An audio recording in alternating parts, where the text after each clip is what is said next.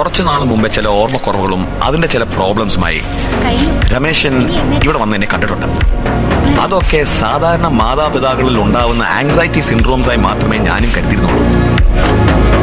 ഇപ്പൊ കഴിഞ്ഞ ദിവസത്തെ കാര്യങ്ങൾ വെച്ച് അനലൈസ് ചെയ്യുമ്പോൾ സ്ഥിരമായ ഓഫീസിലേക്ക് പോകുന്ന വഴി മറക്കുക, വൈകുന്നേരം വാങ്ങിക്കേണ്ട വെജിറ്റബിൾസ് സമയം തെറ്റി രാവിലെ വാങ്ങിക്കുക, ഓടിച്ചോണ്ട് വന്ന സ്കൂട്ടർ മറന്ന് ഓട്ടോറിക്ഷയിൽ പോവുക, ഓഫീസിലിരിക്കുമ്പോൾ അത് വീടാണെന്ന് തോന്നി ബിഹേവ് ചെയ്യുക,